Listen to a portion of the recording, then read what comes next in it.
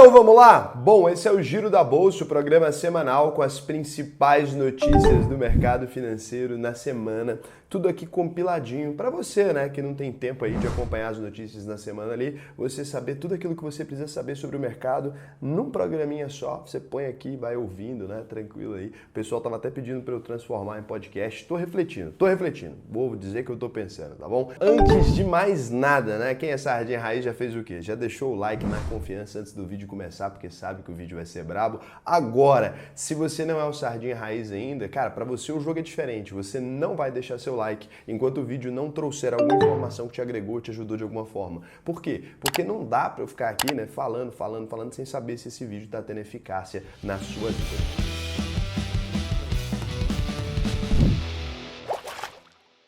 Para a gente começar aí, a gente tem que ver o fechamento semanal. O Ibovespa abriu a semana aí com 114.468,77 pontos e fechou em 111.660,68 pontos, uma queda de 1,14%. Tem muita coisa que aconteceu para esse resultado ter sido assim. Não foi um único fator. A gente tem um agravamento do conflito da Rússia contra a Ucrânia. Tá muito séria a situação. Agora, a gente começou a ter uma instabilidade com relação ao preço do petróleo. Então, o petróleo, por conta da Rússia ser um grande exportador de petróleo, quando aplicamos sanções comerciais na Rússia, isso aqui é muito importante você entender. A sanção é sempre uma via de mão dupla. Imagina o seguinte, eu te vendo todos os dias 1 quilo de carne, você vai lá e me dá R$10. Então nós dois temos uma relação bilateral, né? Você não está comprando carne para me ajudar, você está comprando carne porque você precisa cozinhar o bifão lá no seu almoço. A mesma coisa é o mercado internacional. As pessoas falam, eu não compro mais da Rússia, e a Rússia estava vendendo produto porque a gente é bonzinho comprando dela? Não, porque o mercado inteiro precisava daquele petróleo ali para utilizar, né, no dia a dia, produção de combustível, etc.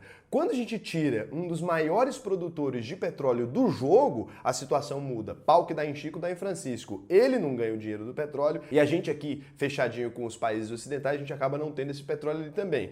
Quando isso acontece, o preço do petróleo para os países ocidentais, de modo geral, começa a aumentar. Outra consequência que a gente teve também, a Rússia anunciou ali sanções de que ela não vai mais exportar fertilizantes. A Rússia é um dos maiores países produtores de fertilizantes do mundo. Ela e a amiguinha dela lá, a Bielorrússia, que também era Rússia antes, agora não é, fazia parte da URSS e tal, também é um desses territórios ali que está apoiando a Rússia nessa invasão ali da Ucrânia. E aí o que acontece? A gente não vai mais exportar então fertilizantes para uma lista de países ali. O Brasil ainda bem ficou fora dessas, não sancionaram ali, porque o Brasil depende muito desses fertilizantes. Acho que uns 25% dos nossos fertilizantes é importado da Rússia. Por aí, eu não sei se o dado é esse, desculpa aí se não tiver certo. E aí o que acontece? A gente então não ficou fora dessa, só que o preço dos fertilizantes aumentou e tal, nosso país é um país extremamente comoditizado, a gente depende disso, a logística inteira do Brasil é dependente disso, uma das maiores empresas do Brasil na Bolsa de Valores é a Petrobras vai ter um reajuste, ela vai ter que reajustar a gasolina em 18, sei lá quanto por cento, né, por conta do aumento do preço do petróleo, ela usa a paridade internacional, que é um jeito de não prejudicar a empresa ali, que ela age como... Tem muita gente que quer parar isso aí, mas ela age como se ela fosse uma empresa internacional, porque ela produz o próprio petróleo, mas ela age como se ela fosse comprar para garantir ali que ela vai ter números condizentes com o mercado, para que ela possa comprar se ela tiver uma diminuição no petróleo, uma série de questões, e aí vai entrar numa seara política, que tem gente que acha que não deveria fazer, tem gente que acha que deveria fazer. Vamos até aos fatos. O que acontece é isso, então ela teve um aumento de 18% no preço da gasolina e mais 24% aí no preço do diesel. Aí você pensa, tá, tudo bem, é só gasolina, eu vou pagar mais caro ali na gasolina, vou pagar 10 para abastecer o carro por litro, né? Vai ficar 450, mas é só isso. É aí que você se engana. Por quê? Porque a gente ainda tem um problema de a maior parte da logística do Brasil, para não dizer quase toda, ela é rodoviária. Então são os caminhões ali que levam os produtos. A gente vai ter um encarecimento de tudo. Crise nos fertilizantes, crise também no petróleo, aumento do preço dos alimentos generalizado, loucura, aumento nos preços de absolutamente tudo, porque além de tudo a produção dos alimentos também, colheitadeiras, máquinas, tudo a diesel, doideira. Então por isso a gente teve uma semana bem agitada para o Brasil, o cenário ficou incerto, depois que o Brasil foi removido ali da listinha negra da Rússia, a gente acabou vendo aí até uma melhorazinha no índice, mas a situação é meio caótica. Entendeu o que aconteceu? Então eu expliquei aqui mais ou menos, queda sobe, queda vai, queda vem, enquanto não resolver esse conflito. Então vamos rezar para esse conflito se resolver, porque enquanto isso não se resolver, cara, não tem perspectivas de melhora e nem de estabilidade, nem de nada. Para as empresas está tudo no caos. Guerra não é bom para ninguém economicamente. É aquela coisa, a gente falava que não ia ter guerra, porque simplesmente um país perde economicamente. Só que você tem que lembrar da regra máxima de guerra, né? Eu aceito perder desde que o meu inimigo perca mais. Guerra é feita por um monte de homem velho. O único interesse desses caras é no próprio nariz. Eles não estão nem aí com a população, mesmo porque eles moram nos palácios maravilhosos. Nenhum deles tem compromisso nenhum. Nenhum político tem problema com abastecer o carro, porque é a gente que paga a gasolina deles, né? Então, político não se importa com dano de guerra. A única coisa que ele se importa é de perder o mandato ou perder a influência. Então, fora isso, nada. Por isso que a gente tem que rezar, que é só Deus nossa causa mesmo. E Deus não tem nada a ver com isso, que não foi ele que arrumou a confusão, né? Então é a gente que vai ter que se resolver mesmo. Vamos aí rezar para ver se coloca sanidade, talvez, na cabeça das pessoas, que isso aí, talvez Deus possa fazer por nós. Então, resultado do quarto trimestre de 2021, Embraer, EMBR3. Essa semana a gente vai começar aqui pelos resultados da Embraer, uma das gigantes do mercado de aviação, empresa brasileira completamente desconhecida pela maior parte dos brasileiros, uma das maiores empresas do mundo, fabricante de aeronave, alta tecnologia e brasileira, tá bom? A receita líquida da companhia aí ficou em 7,824 bilhões no trimestre, no quadro anual a receita ficou em 22,6 bilhões de reais. A empresa entregou 55 jatos no quarto trimestre, dos quais sendo 16 aeronaves comerciais aí e 39 jatos executivos. Enquanto tem uns que tá sem grana, tem gente que tem grana para comprar jato executivo, né? Nunca tem crise em mercado de alto valor. É isso que eu falo para vocês sempre. Por isso que é bom ter exposição em sua carteira em mercado de alto luxo, porque sempre tá vendendo, né? Jato aqui de alto luxo, é isso. Tô falando que é Embraer do canal, mas você pode olhar uma Vivara, pode olhar uma LVMH lá fora, né? Louis Vuitton, alguma coisa, porque é sempre bom você ter essas exposições. Em 2021, então, a empresa entregou aí um total de 141 jatos, sendo 48 aeronaves comerciais e 93 jatos executivos. Então, fechou o ano, né? Primeiro a gente teve o trimestre e também a gente tem aqui o ano. Você vê que o último trimestre foi poderoso. Falando de EBITDA, a empresa somou aí um montante de 891,1 milhões de reais com a margem de 3,9%. Com isso, a empresa reverteu o prejuízo operacional que ela tinha do mesmo período do ano passado, que para quem não lembra foi de 523,7 milhões. Então saiu de um prejuízo e começou aí a realmente apresentar um EBITDA positivo de 891 milhões. Delicinha. Por fim, falando de lucro aqui, a empresa apresenta aí um lucro líquido ajustado de 327,2 milhões no quarto trimestre de 2021, revertendo um prejuízo aí de 70 milhões que ela tinha tomado no primeiro ano de pandemia, lapada. No entanto, se a gente for levar em conta aí o resultado no ajustado, a companhia traz um lucro aí só de 11,1 milhões, ou seja, não seria esse lucrão, né? Como a gente fez o ajustado aí, fica assim. E é importante você entender, né? O ajustado aqui, ele elimina alguns fatores que não vão se repetir. Cara, a notícia foi positiva para a Embraer. No dia 9 de março, ela soltou a belezinha dela, até deu aquele voozinho de galinha, deu uma subida e logo depois afundou, 18,07% de queda na semana, fechando a R$ 13,19, né? Resultado do quarto trimestre da WIS Soluções, WIS S3. O WIS, né, tem uma história aqui, gente, que a gente está falando muito tempo atrás, tem vídeo só sobre ela, se você não viu, quiser entender mais o case da empresa. É uma empresa que está na minha carteira. E o que acontece? A WIS, ela tinha um contrato com a Caixa, ela não tem mais esse contrato com a Caixa, muita gente ficou desconfiada dela, teve um problema, teve uma treta. Então, assim, tem que ver os vídeos para você entender, mas aqui a gente está com o resultado da WIS, que era muito aguardado aqui, uma das maiores empresas, né, no ramo aí de corretagem de seguros. Então, ela liberou o resultado dela na quarta-feira, WIS Soluções, WIS com ZS3. Uma empresa que eu não olhei o resultado aqui, o Mateuzinho selecionou aqui pra gente, por quê? Porque eu queria ler junto com vocês para eu ver aqui o que eu acho do resultado, né? Eu vou adotar esse modelo agora para os resultados que são de empresas que a gente tem na carteira, para a gente sentir aquele drama, né? Então, a receita líquida somou aí 178,1 milhões, representando uma queda de 24,5% na comparação anual. Já do lado dos custos e despesas, a gente teve um recuo, ou seja, ela diminuiu os custos também em 24%. Então, ó,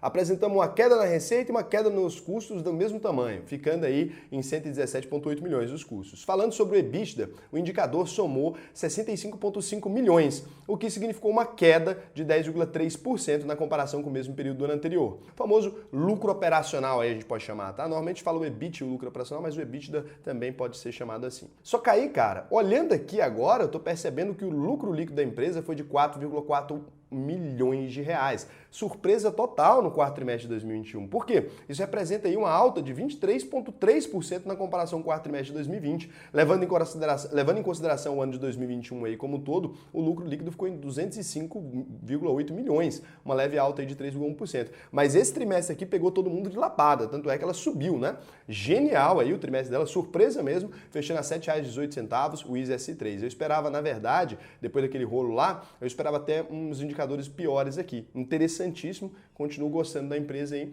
nada para acompanhar aqui, nada muito para a gente estudar, basicamente é o que foi, é isso aí, teve esse leve pump, né, que a gente pode chamar. Então, resultado do quarto trimestre de 2021 também do Grupo Mateus, GMAT3, muita gente arrematou isso aqui no IPO, muita gente gosta da empresa, mas para quem pegou ali e achou que, eu vou comprar, vai subir, que é o oba-oba do IPO, né, tá vendo aí que a situação não é bem assim. Até cheguei a falar aqui na época, mas, cara, a IPO é aquela caixinha de surpresa total, você tem que estar preparado para o longo prazo quando você vai entrar em empresa, já cansei de falar isso, e é isso, né? Quinta-feira, dia 10 de março, liberação aí dos maiores atacadistas do Brasil. Raul, como é que é um dos maiores atacadistas eu não conheço? O pessoal da região Nordeste, todo mundo conhece isso aqui. O Grupo Mateus é gigante lá, tem esse foco lá, não tem Goiânia também. Também não era da minha intimidade, mas é uma excelente empresa aí. Então, os principais destaques. A receita líquida atingiu 4,441 bilhões no quarto trimestre de 2021, alta de 22,2% na comparação com o quarto trimestre de 2020. Falando de lojas aí, investimento pesado, 358 milhões nesse período. O Grupo Mateus inaugurou 13 lojas novas, encerrou o trimestre com 202 lojas de operações. Olhando para as vendas das lojas já existentes, indicador aqui muito importante, SSS, Same Store Sales, indicador aí, venda nas mesmas lojas. Não sei por que colocam em inglês, mas é importante você saber. Conseguimos notar um crescimento aí de 1,4%. Então aqui para você entender por que esse indicador é um dos mais importantes e tem investidor que não se liga nesse indicador, por mais que eu fale da importância dele aqui toda semana praticamente, que tem resultado de varejista. Imagina o seguinte, eu sou aqui o proprietário único e exclusivo da padaria do Tinocão, tá? Tonico Tinoco, saudoso, dupla aí, bota a música Rei do Gato, Tonico Tinoco, recomendo para todos. E aí, eu tô aqui com a minha padaria, essa padaria que eu tenho, né, no bairro Arapuava, eu tô vendendo ali 60 pães todos os dias. Eu dou uma de bonitão e eu falo o seguinte, cara, vou abrir uma outra padaria em outro quarteirão aqui. Na outra padaria, eu começo a vender 30 pães. Aí você fala, foi bom, eu tive um crescimento ali de 50% na minha venda de pão diária. Só que não, na hora que eu abri a outra padaria naquele lugar, caiu a venda dessa daqui para 30 também. Então agora eu vendo os mesmos 60 pães. Eu posso pegar para o mercado e dar aquela maquiada. Quantos pães você está vendendo? Raul, tô vendendo 60 pães. Pô, então tá a mesma coisa dos pães do trimestre passado. Exato, tá a mesma coisa aí, galera. 60 pão dia, tamo junto. Nananina não. Eu tô vendendo 30 pães em uma loja, 30 pães em outra loja. Então o que acontece? A minha venda nas mesmas lojas caiu 50%. Só que o mercado não percebe porque não olha pro Same Store Sales. É esse indicador, presta atenção. Investiu em varejista, tem número de loja física relevante? Taca-lhe pau. Observa Same Store Sales, tá? Já no ano de 2021 como um todo, aí, o crescimento das mesmas lojas foi de 4,1%. Parabéns, o Grupo Mateus não tá miguelando. Agora, falando de EBITDA, o indicador somou aí 309 milhões de reais, o que representou uma alta de 6,9 milhões, com a margem ajustada de 7%. Como resultado, a empresa reportou, então, um lucro líquido aí de 208 milhões no quarto trimestre de 2021, uma alta de 7,6%, tá? Na comparação aí com o ano anterior. E aí, o que acontece, cara? O resultado de Grupo Mateus não foi dos melhores ali em virtude do crescimento que estava sendo esperado dele. E os varejistas, de modo geral, quanto mais a Selic sobe, mais o pessoal mais pobre sangra, quanto mais o preço dos produtos aumenta, mais o pessoal mais pobre sangra, quanto mais crise se agrava, mais o pessoal mais pobre sangra, então tudo ferra a vida do pobre, que é isso que acontece, né? Qualquer coisa, você pensa assim, mudou o imposto tal, é o pobre que se quebra no final, porque o povo vai tudo repassando ali, na hora que o pobre vai chegar no supermercado não está comprando nada. Então, isso aqui é que é importante você entender. Por isso, essa expectativa do mercado de que a coisa fique horrível para o Grupo Mateus acabou prejudicando 17,52% de queda, fechando em R$ 4,66 a ação, mesmo com resultado que, assim, cara, entregou ali. Podia ter expectativa maior de alguma pessoa ou de outra, mas entregou, tá? Só que a crise, ela pega mesmo esses setores mais sensíveis. É por isso que eu falo para vocês que eu não invisto em varejão, tá? Resultado do quarto trimestre de 2021 da CIA, CEAB3. Então, ainda na quinta-feira, aí, dia 10 também, tivemos a liberação de uma das maiores empresas do varejo de roupa online com operação no Brasil, a CEAB3 aí. Inclusive, a CEA estava quase, praticamente, a controladoria dela ia vender as ações inteiras da empresa lá durante a pandemia, né? Acabaram desistindo, pelo jeito que eu não ouvi mais falar. Então, os principais destaques do quarto trimestre de 2021 foram, né? Use, abuse, CEA, papapá, empresa marca tradicional querendo ir embora. Não vai embora, não. Então, a receita líquida somou aí 1,862 bilhão de reais no quarto trimestre de 2021. É dinheiro para dar com pau, né? Alta de 6,6% na comparação com o quarto trimestre de 2020 aí. Já na outra ponta de serviço ali, financeira, a receita somou 25,2 milhões de reais, uma queda de 48,7% em função da maior provisão com perdas decorrentes da piora do cenário macroeconômico. Então, tá realmente muito tensa a situação para todas as empresas que atendem classe C. E classe B, e C e D ali, só classe A que tá indo, né?